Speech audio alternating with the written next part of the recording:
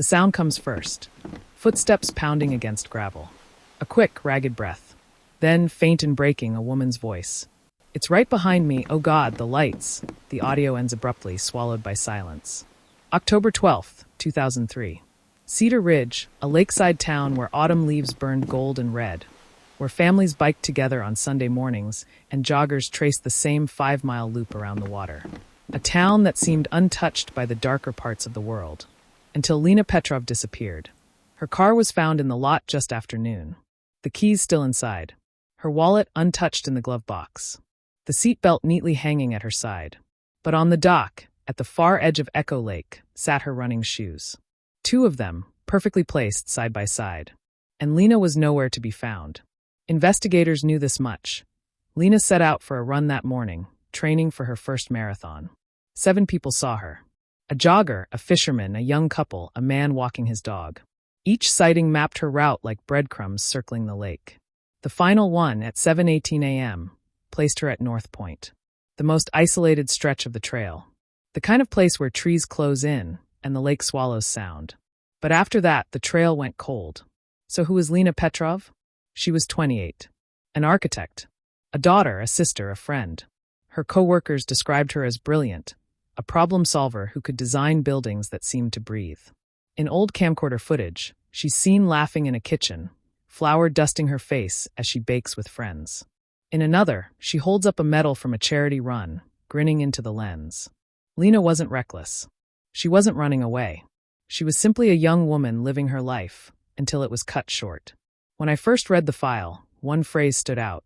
An officer wrote, "It wasn't what we found that unsettled me. It was what we didn't." And what was missing, more than anything, was Lena herself. Police, as always, turned to those closest to her. First was her boyfriend, Mark Adler. 29 years old, charming, ambitious. He told police he was away at a work conference nearly 200 miles from Echo Lake. The alibi was airtight. Witnesses placed him at the hotel. His company logged his check-in. Friends said he was shattered by Lena's disappearance. But one friend, voice low, added, he was devastated, yes, but secretive. Like he wasn't telling the whole story. Next was Walter Briggs, a local eccentric who lived alone near North Point. Cedar Ridge residents whispered about him often. His binoculars always pointed toward the lake, his solitary walks at night. When questioned, Walter admitted he'd seen Lena pass by. He even admitted he liked to watch people, though he claimed it was no different than bird watching. Police searched his cabin. Nothing. Another dead end. At this stage, investigators had suspects. A grieving boyfriend, a reclusive neighbor, and maybe others unseen. If you had been in their position, who would you have pursued first? The boyfriend with the airtight alibi? Or the loner with the 2 watchful eyes? But then came the anomaly. And every case has one. Lena was a severe overpronator. Her marathon shoes always wore down heavily on the inside edges. Years of running left a signature in the soles. But the shoes found on the dock, perfect condition. Even wear, as if they had barely touched the ground. They weren't Lena's running shoes. They were replicas. The same size, the same model, but untouched. Whoever placed them there knew her intimately. Knew her habits, her gear. Knew her well enough to replace something as personal as the shoes she wore every day. The breakthrough came in the form of a storage unit, rented under Mark's brother's name. Inside, hundreds of photographs of Lena. Some taken from across the street. Some through her apartment window, and a receipt for 2 pairs of her exact running shoes. Mark had planned this for over a year. His alibi wasn't coincidence.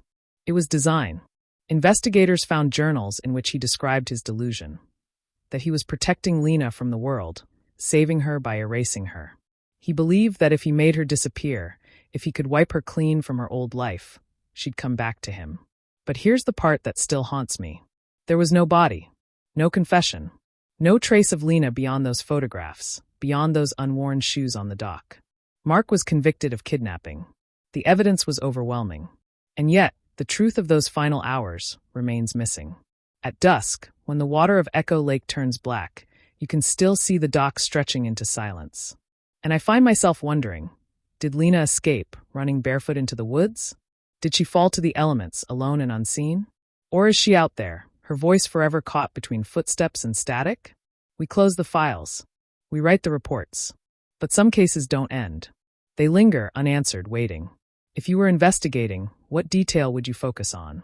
The shoes, the alibi, or the final sighting at North Point? Drop your thoughts in the comments. I want to know what you see that others might miss. And if you want to follow every step of these unsolved paths, subscribe to this channel. Because here, we don't just tell stories.